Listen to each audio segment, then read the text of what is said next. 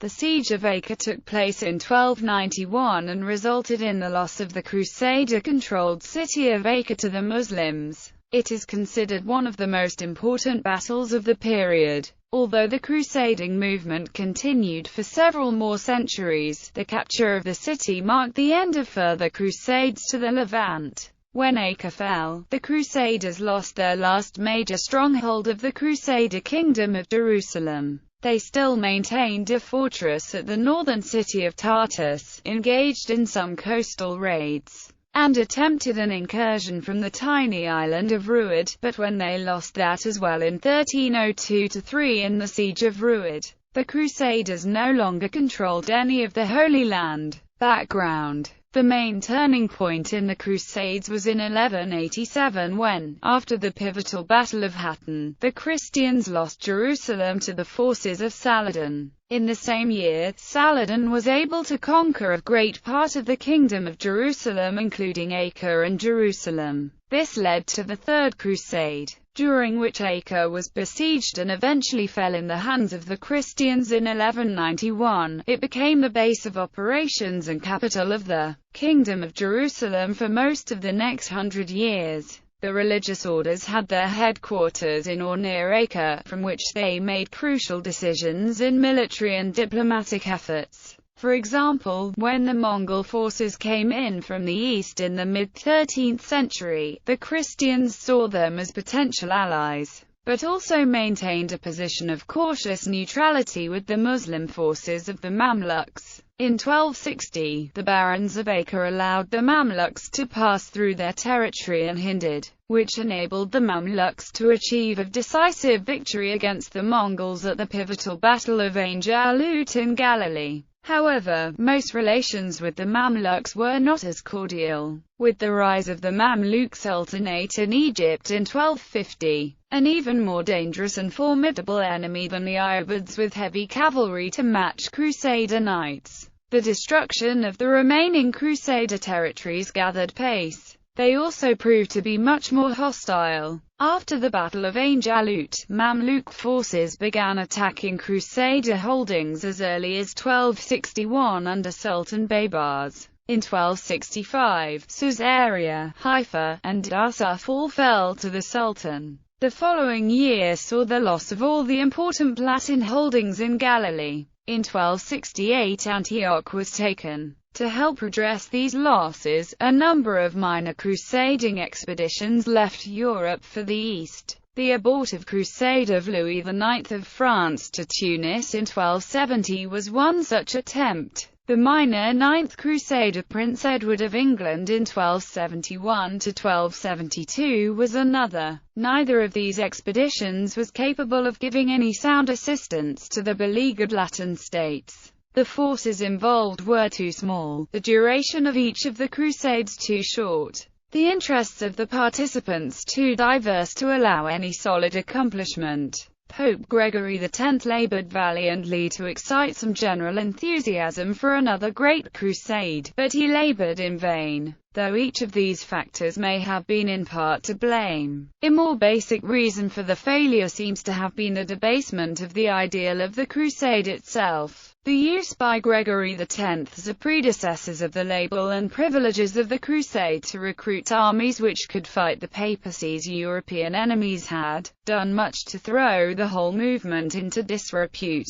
In any event, no crusade of any major importance was forthcoming, despite the Pope's best efforts. Meanwhile, the attacks on the Latin East continued, as did also the internal difficulties within what was left of the Latin kingdom. By 1276, the situation, both external and internal, had become so perilous that the King of Jerusalem, Henry II, withdrew from Palestine altogether to take up his abode on the island of Cyprus. The desperate plight of the Latin kingdom worsened. In 1278, Latakia fell. In 1289, Tripoli was lost. In the fall of Tripoli, the Mamluks were led by Sultan al-Ashraf Khalil, son of Kaloran. Kaloran had begun preparations for the siege but died in November 1290. defensive efforts, decades of communications between the Europeans and the Mongols, towards the possibility of creating a Franco-Mongol alliance, had not produced any noticeable result, and attempts to raise a new army from Italy merely gave an excuse for the final attack by the Muslims. Muslim attack on the city. Following the fall of Tripoli, King Henry of Cyprus sent the Senecal Jean de Grailly to Europe to warn European monarchs about the critical situation in the Levant. Jean met with Pope Nicholas IV, who shared his worries and wrote a letter to European potentates to do something about the Holy Land. Most, however, were too preoccupied by the Sicilian question to organize a crusade, as was King Edward I, too entangled in troubles at home. One Arabian account claims that an affair between a rich young wife of the city and a Mussulman was discovered by the husband, who gathers together to some friends, goes out from Ptolemais, and immolates them both to his injured honor. Some Mussulmans are drawn to the spot. The Christians come up in still greater numbers. The quarrel becomes angry and general, and every Mussulman is massacred. The History of the Crusades, Volume 3, p. 73. Michaud and Robson. The Christians feared this would give the Sultan a pretext on which to renew the war, and petitioned the pontiff to send further aid. The aid, according to Michaud, came in the form of 25 Venetian galleys carrying 1,600 men, levied in haste in Italy. Other sources claim 20 galleys of men to be peasants and unemployed townfolks from Tuscany and Lombardy, led by Nicholas Tiepolo, the son of the Doge, who was assisted by the returning John de Grailly and Roux of Sully. These were then joined by 5 galleys from King James II of Aragon, who wished to help despite his conflict with the Pope and Venice. These reinforcements from Italy were ill-disciplined and, having no regular pay, resorted to pillaging indiscriminately from both Muslims and Christians before setting out from Acre. According to Runciman, they attacked and killed some Muslim merchants around Acre in August 1290, though Michaud's account reports that they instead laid waste towns and villages all about with pillaging and massacre. In any case, if the Sultan Kaloran were in need of a further pretext for attack, he certainly now had one. Kaloran asked for the men guilty of the killing to be remitted to him so that he could apply justice. After discussions of the apparent remitting the Christian criminals from Acre's jails, an idea of Guillaume de Beaujeu, the Council of Acre finally refused to remit in anybody to Kaloran, and instead tried to argue that the killed Muslims had died because of their own fault. Although a 10-year truce had been signed in 1289, Kaloran deemed the truce void following the killings. By October, Kaloran had ordered a general mobilization. Though the Sultan died in November, he was succeeded by his son Khalil, who would lead the forces attacking Acre. Siege. Kaloran, father of Khalil, conquered the county of Tripoli in 1289, and in 1290 marched on Acre, the capital of the remnant of the Kingdom of Jerusalem, but, to the relief of the Franks of Acre, he died in November before launching the attack. He was succeeded by Khalil, who decided to continue the attack. Khalil sent a message to William of Beaujeu, the master of the temple, telling him about his intentions to attack Acre and urging him not to send messengers or gifts. But a delegation from Acre led by Sir Philip Maigny-Beauf arrived in Cairo with gifts and appealed to Khalil not to attack Acre. Khalil did not accept the request and imprisoned the Frank messengers. Amassing of forces al-Ashraf, Khalil assembled the forces of Egypt and Syria, which included a great number of volunteers and siege engines from everywhere at ISN al-Akrad. Some of Khalil's catapults were huge and had such names as al-Manshuri and the Furious, in addition to lighter, but potent, mangonels called Black Bulls. 4 armies from Damascus, Hama, Tripoli and Al-Qarq marched to Acre to join the Muslim army of Khalil. In addition to the historian Baybars al-Judah, who led the army of al-Qarq, Abu al-Fida was another prominent historian who accompanied al-Ashraf in his Levantian expedition. Call for aid from Europe. The Franks of Acre were for some time aware of the seriousness of the situation. They asked for help from Europe, which resulted in nothing significant. A small group of knights, among them the Swiss Otto of Grandson, were sent by King Edward I of England. Burchard of Schwanden, the Grand Master of the German Teutonic Knights, resigned and was replaced by Conrad von Feuchtwangen, who suddenly left Acre for Europe. The only noteworthy reinforcement came from King Henry II of Cyprus, who fortified the walls and sent forces led by his brother Amalric to defend the city. The defences. Acre was well defended by 2 lines of thick walls and had 12 towers, which were built by European kings and rich pilgrims. The siege begins on 5 April 1291. Khalil's forces stood in front of Acre. The army of Hammer took its position on front of the Templars' tower, while the Muslim army stretched out from the end of the wall of Monmusard up to the Gulf of Acre. The Dillis stood on a small hill near the shore on front of the Tower of the Legate. On 6 April, the catapults began to hurl stones and fire over the walls of Acre. For 8 days the walls were bombarded and both armies engaged in occasional clashes. At the end of the 8 days, the Muslims set up barricades and began to move further towards the city, using wicker screens, till in the end they reached the edge of the wall. Carabouhas were brought up and parts of the wall were mined out.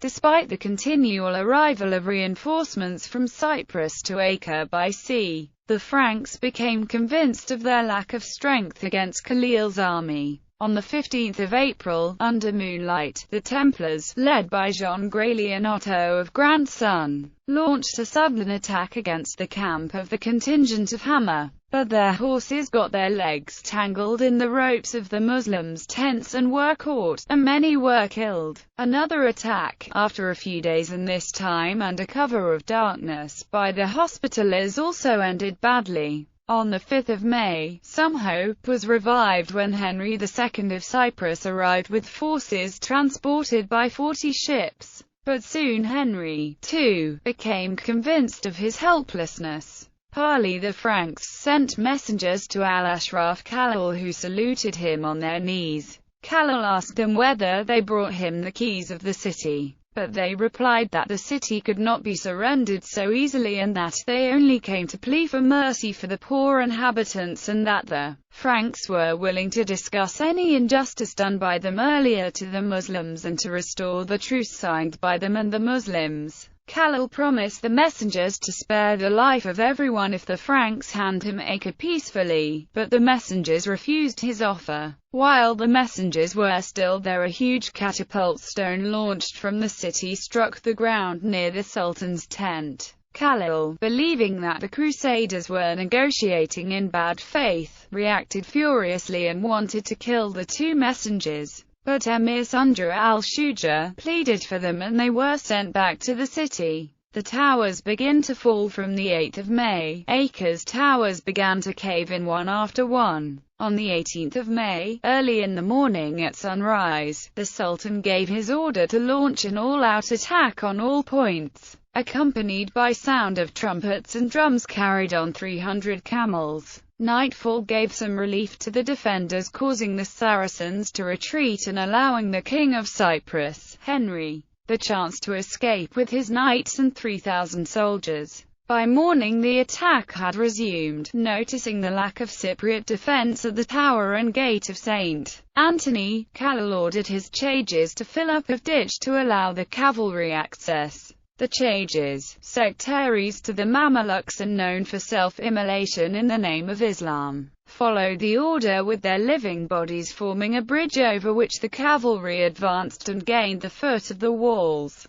The Muslim forces advanced towards the accursed tower and forced the Frankish garrison to retreat to the side of the gate of St. Anthony. All counter-attacks and attempts made by the Hospitallers and the Templars to recapture the tower were in vain. King Henry II and the Master of the Hospital boarded their galleys and fled from Acre. William of Beaujeu, the Master of the Temple, and Matthew of Clermont were killed. By capturing these positions, the Muslim forces were now inside the city fighting the Franks in the streets and alleys of Acre, which turned into a terrifying chaos as the inhabitants were fleeing towards the sea. How many inhabitants perished on land and in sea is unknown. Acre falls before night on Friday the 18th of May 1291. Acre, after being in the hands of the Franks for 100 years, was in the hands of Al-Ashraf Khalil and his army after a siege of 43 days. With the exception of the huge headquarters of the Templars which stood on the west side of the city seashore. After a week, Al-Ashraf Khalil negotiated with Peter de Sevres, who was in charge of the Templars, and it was agreed that the Templars and everyone inside the fortress would have free passage to Cyprus. But the Sultan's men who were sent to the fortress to supervise the evacuation seemed not disciplined enough to handle the matter and were massacred by the Templars. Under the cover of darkness, Thibaud Gaudin, the new master of the temple, left the fortress for Sidon with a few people and the fortune of the Templars. In the morning, Peter de Sevres went to the Sultan to settle a new negotiation, but he was arrested with his followers and they were executed in retaliation for the Sultan's men who were massacred earlier by the Templars inside the fortress. When the besieged Templars in the fortress saw what happened to Peter de Sevres, they continued the fight. On the 28th of May, after a wide breach was made under the fortress, the Sultan sent about 200 men to take it.